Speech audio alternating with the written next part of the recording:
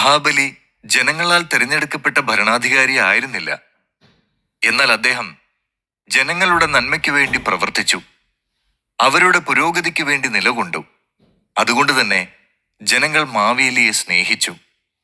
സ്വാഭാവികമായി മറ്റു ഭരണവർഗങ്ങൾക്കുണ്ടായ അസൂയയിൽ നിന്നാണ് മാവേലിയുടെ തുടർന്നുള്ള കഥയുണ്ടാകുന്നത്.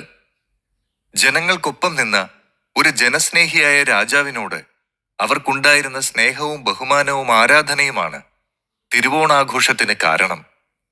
മഹാബലി വർഷത്തിലൊരിക്കൽ നാട് കാണാൻ എത്തുമ്പോൾ അദ്ദേഹത്തിന്റെ പ്രജകൾ തൂശനിലയിൽ തുമ്പപ്പൂ ചോറ് വിളമ്പി സാമ്പാറും പരിപ്പുകറിയും തോരനും പുളിശ്ശേരിയും പച്ചടിയും കിച്ചടിയും കാളനും ഓലനും മെഴുക്കുപുരട്ടിയും അവിയലും ഉപ്പേരിയും ശർക്കര വരട്ടിയും പശുവിൻ നെയ്യും പപ്പടവും പഴവും പായസവും ഒരുക്കി അദ്ദേഹത്തെ വരവേൽക്കുന്നു.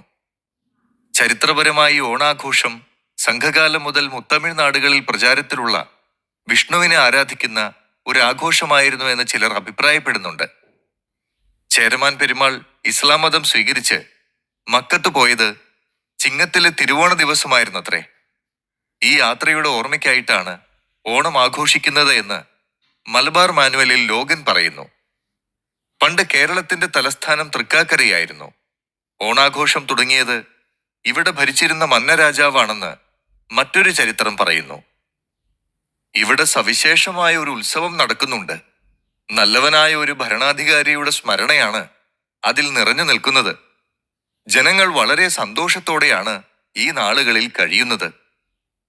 സംസ്കൃത കവിയായ ഉദ്ദണ്ഡ ശാസ്ത്രികൾ ഇങ്ങനെ പറഞ്ഞതായും ഓണത്തെക്കുറിച്ച് കഥയുണ്ട്.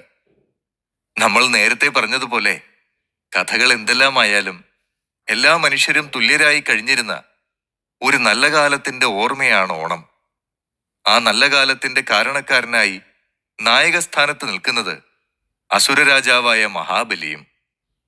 മഹാബലി ചക്രവർത്തി ഭരിച്ചിരുന്ന കാലമായിരുന്നു മലയാളക്കരയുടെ ഓണം. ദ്രാവിഡ രാജാവായിരുന്ന ബലിചക്രവർത്തിയുടെ ഭരണത്തിൽ ദക്ഷിണദേശം പുകൾപെറ്റും സമ്പൽ സമൃദ്ധമായും തുടർന്നിരുന്ന സമയത്ത് വടക്ക് നിന്ന് വന്ന ആര്യാധിനിവേശമായിരുന്നു വാമനാവതാരം. തെക്കൻ സംസ്കാരത്തിലേക്കുള്ള ബ്രാഹ്മണന്റെ കടന്നുകയറ്റമായിരുന്നു അത്. ചതിയിലൂടെയാണ് വാമനൻ ബലിയുടെ നാട് സ്വന്തമാക്കിയതെന്ന് ഓർക്കണം. ഒരു പടനീക്കമോ പിടിച്ചെടുക്കലോ സാധ്യമല്ലാതിരുന്നത് കൊണ്ടുകൂടിയാവണം ഇങ്ങനെ ഒരു ചതിപ്രയോഗം നടന്നതെന്ന് വേണം അനുമാനിക്കാൻ. ബലിചക്രവർത്തിയുടെ മനസ്സിന്റെ നന്മയെ ആയുധമാക്കിയാണ് വാമനൻ 3 അടിയാൽ ഭൂമി അളന്നെടുത്തത്. ജനങ്ങളുടെ പിൻബലം നിലനിർത്താൻ വേണ്ടിയാവണം ആണ്ടിൽ ഒരിക്കലെങ്കിലും മഹാബലിയെ സ്വീകരിച്ചാനയിക്കാൻ അവർക്ക് അനുമതി കൊടുത്തതും.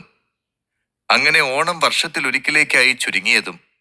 അസുര ചക്രവർത്തിമാരുടെ സുവർണ ഭരണകാലത്തിലേക്ക് ആര്യന്മാരുടെ കടന്നുകയറ്റവും പിടിച്ചടക്കലും പിന്നീടും പല അവതാരങ്ങളുടെ പേരിലും പുരാണങ്ങളിൽ നമുക്ക് കാണാം.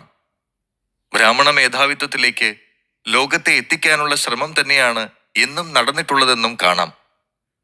അവിടെയാണ് ആര്യവംശത്തിന് അടിയറ വയ്ക്കുമോ സൂര്യവംശത്തിന്റെ സ്വർണ സിംഹാസനം എന്ന് ചോദിച്ച വയലാറിന്റെ നായിക പ്രസക്തയാകുന്നത്. സ്വന്തം പൈതൃകം തിരിച്ചറിഞ്ഞ ദ്രാവിഡ രക്തത്തെ കീഴടക്കുവാൻ പലപ്പോഴും ചതിയുടെ വഴിയാണ് തിരഞ്ഞെടുത്തതെന്നും കാണാം. ഇന്നും ഇത്തരത്തിൽ ദ്രാവിഡ പൈതൃകത്തിന്റെ ഗരിമ തിരിച്ചറിയുന്ന ജനതയെ നമുക്ക് തിരിച്ചറിയാൻ പറ്റുന്നത് തമിഴകത്താണ്. നമ്മൾ മലയാളികൾ ഒരു ആണ്ടോണത്തിൽ സംതൃപ്തരായി അന്ധജീവിതം സുഖലോലുപതയിൽ കഴിച്ചുകൂട്ടുകയും ചെയ്യുന്നു. മഹാബലി എന്നത് മഹത്തായ ബലിയാണ്. ബലി ചെയ്യപ്പെട്ട ഒരു അസുര രാജാവാണ്. രാജാവ് ബലിയാക്കപ്പെടുമ്പോൾ രാജ്യവും ജനതയും ബലി കഴിക്കപ്പെടുന്നു. അവരുടെ സമ്പത്തും അധികാരവും ഇല്ലാതാവുന്നു. അങ്ങനെ ഭൂമിയും പദവിയും അധികാരവുമെല്ലാം നഷ്ടപ്പെട്ട ബലിയാണ് മഹാബലി. സ്വന്തം നാട്ടിലേക്ക് വിരുന്നുകാരനായി വരേണ്ടി വന്ന അസുര രാജാവ്. ബുദ്ധിയുള്ളവരും ശേഷിയുള്ളവരും തങ്ങളാണെന്ന് ബ്രാഹ്മണർ വിശ്വസിക്കുന്നു. ലോകം നിലനിൽക്കാൻ കാരണം തങ്ങളാണെന്ന് അവർ കരുതുന്നു. 4 നേരവും ഉണ്ട് വയർവീർപ്പിച്ച ഒരു കഥാപാത്രമല്ല ബലി. ദ്രാവിഡ ശക്തിയുടെ ഉടലാണ് മഹാബലി. തന്റെ പ്രജകളെ കാണാൻ മഹാബലി പാതാളത്തിൽ നിന്നും തിരിച്ചു വരുന്ന ദിവസമാണ് മലയാളികൾ ഓരോ വർഷവും ഓണമായി ആഘോഷിക്കുന്നത്. മഹാബലിയുടെ ത്യാഗത്തോടുള്ള ബഹുമാന സൂചകമായി കൊണ്ടാടുന്ന ഓണം ദിവസങ്ങളോളം നീണ്ടു നിൽക്കുന്ന ആഘോഷമാണല്ലോ. തൃക്കാക്കരയാണ് ഓണാഘോഷങ്ങളുടെ ആസ്ഥാനം. ഇവിടെ വച്ചാണ് വാമനൻ മഹാബലിയെ പാതാളത്തിലേക്ക് ചവിട്ടിത്താഴ്ത്തിയതെന്നാണ് ഐതിഹ്യം. മഹാബലിയുടെ രാജ്യത്തിന്റെ തലസ്ഥാനം തൃക്കാക്കരയാണെന്ന് വിശ്വസിക്കുന്നു. തൃക്കാക്കരയപ്പൻ അഥവാ വാമനനാണ് തൃക്കാക്കര ക്ഷേത്രത്തിൽ ആരാധിക്കപ്പെടുന്നത്. കേരളത്തിൽ മറ്റൊരിടത്തും വാമനമൂർത്തിക്ക് ക്ഷേത്രങ്ങളില്ല എന്നതും സവിശേഷതയാണ്.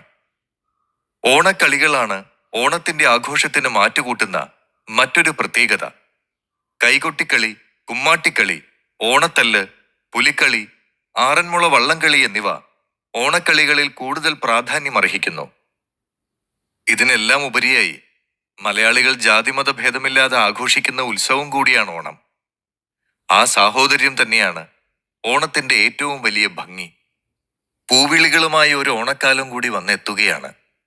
പൂക്കളവും ഓണക്കോടിയും ഓണസദ്യയുമായി നമുക്ക് മാവേലി തമ്പുരാനെ ഒരിക്കൽ കൂടി വരവേൽക്കാം. ഈ ഓണവും സന്തോഷത്തിന്റെയും സമൃദ്ധിയുടെയും ആഘോഷത്തിന്റെയും നാളുകളാക്കി നമുക്ക് മാറ്റിയെടുക്കാം.